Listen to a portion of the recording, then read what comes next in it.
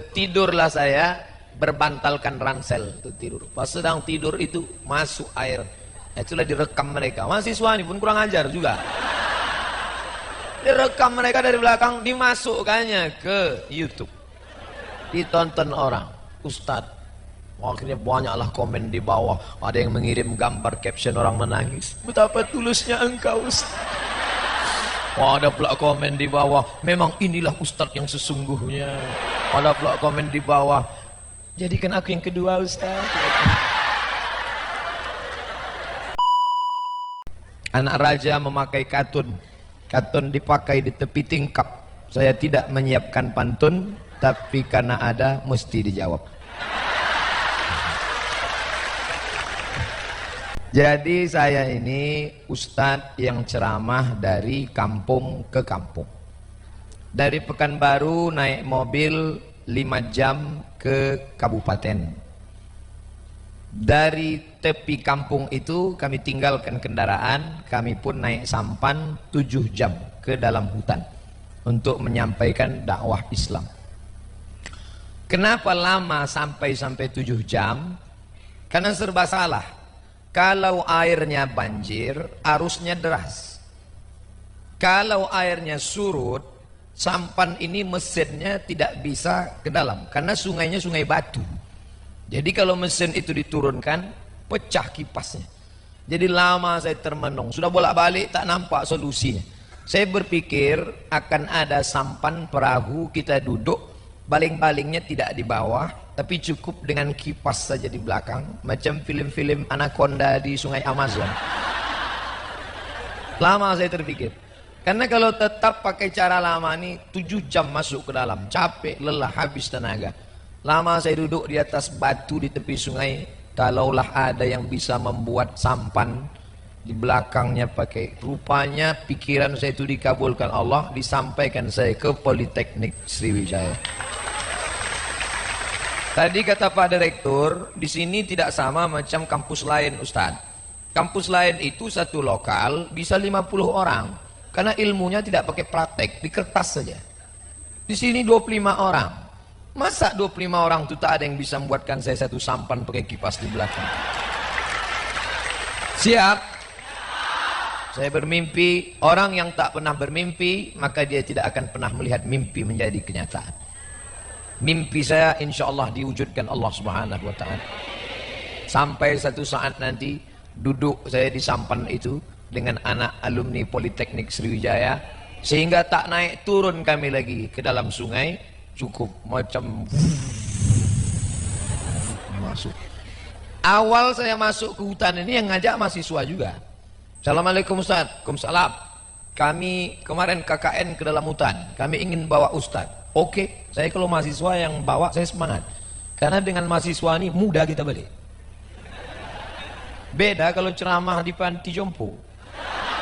Bawaannya mau mati aja. Siap Ustaz, kami bawa masuk hutan. Ya, nanti Ustaz kita naik mobil dari Pekanbaru 5 jam. Kita tinggalkan mobil, nanti dari Rantau Langsat kita akan naik speed ke dalam. Bayangan saya speednya macam film Baywatch itu. Begitu sampai di tepi sungai saya tengok Alketeku.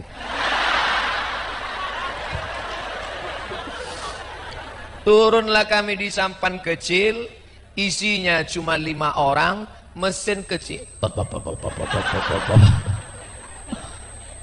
Kalau tak segan sama mahasiswa sudah balik saya. Kok tahu gini balik aja lah. Nah, tapi mereka kan semangat. Gimana Pak Ustadz? Masih semangat? Semangat. Kalau mati 7 jam. Tidurlah saya berbantalkan ransel, tidur. Pas sedang tidur itu masuk air. Itulah direkam mereka. Mahasiswa ini pun kurang ajar juga. Direkam mereka dari belakang, dimasukkannya ke YouTube. Ditonton orang. Ustadz, akhirnya banyaklah komen di bawah. Ada yang mengirim gambar caption orang menangis. Betapa tulusnya engkau, Ustadz.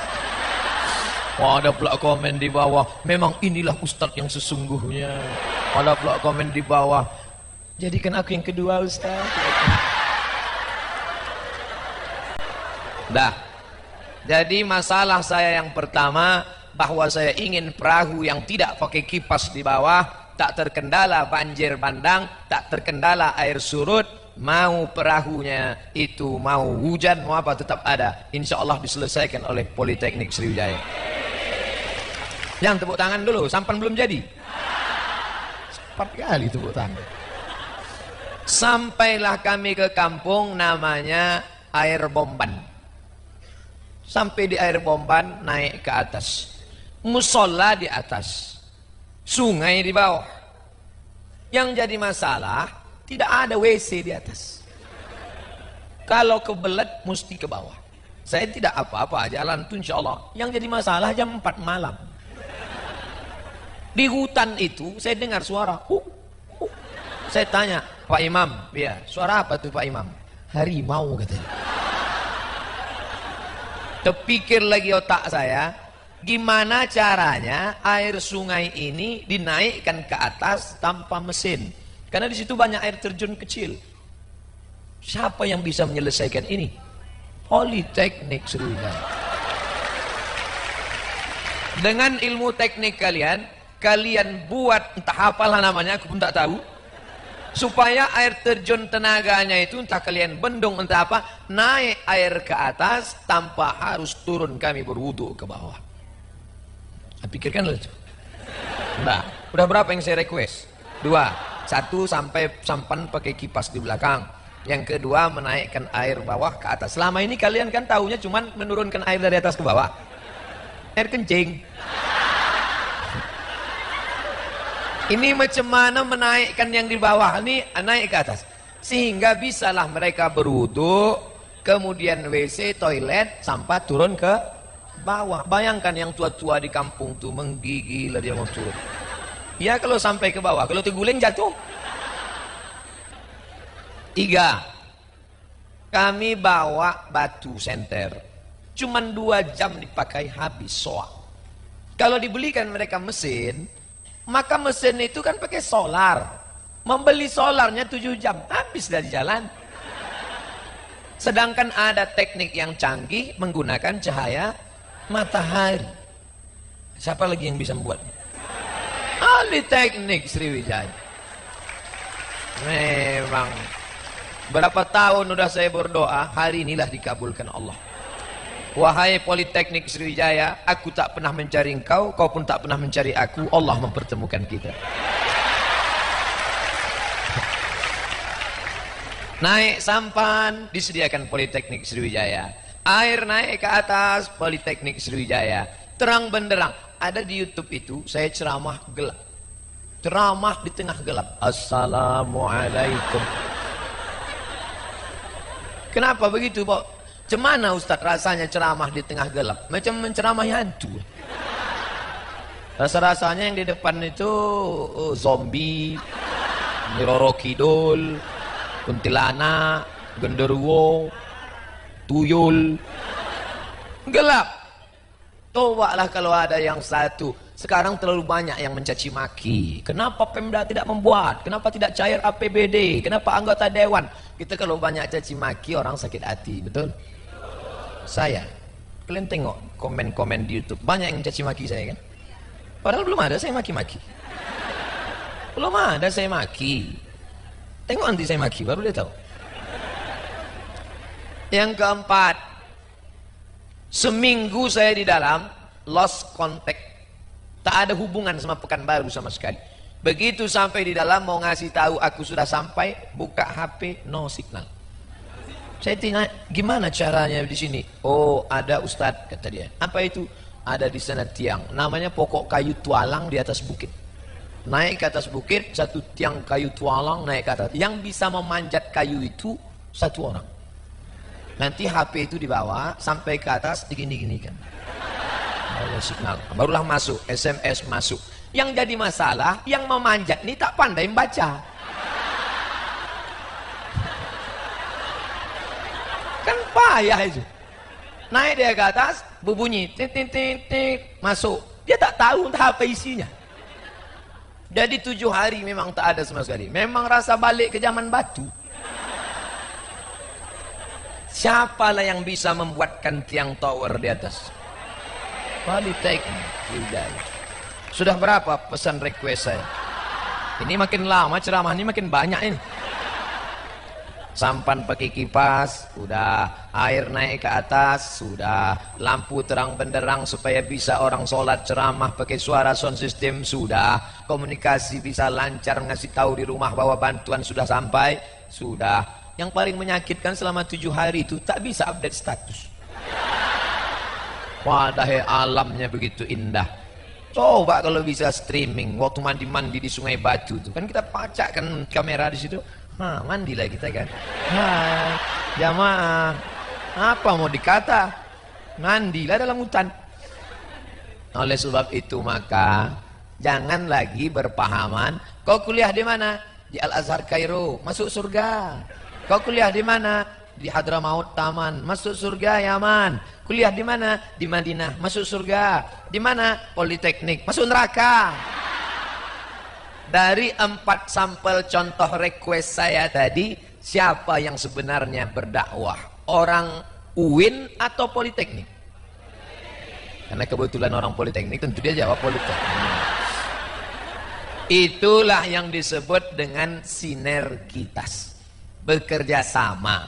Bahan ceramahnya anak UIN, Usuluddin, Syariah, Tarbiyah, Dakwah. Fasilitasnya orang Politeknik Sriwijaya. Kalau anak-anak UIN hanya tahu ayat Quran hadis, tidak pakai teknik, dia orang yang matanya terang benderang tapi kakinya lumpuh, gimana mau berjalan? Contohnya siapa? Saya sendiri di dalam hutan tempat kaum yang tak beragama itu tidak ada tabligh akbar. Saya di Politeknik Sriwijaya sampai dipesan Habib Mahdi jangan ada salaman, jangan tarik menarik, saking kan penuhnya mau bersalaman. Sampai saya ke dalam hutan rimba itu, satu pun tak ada negur saya.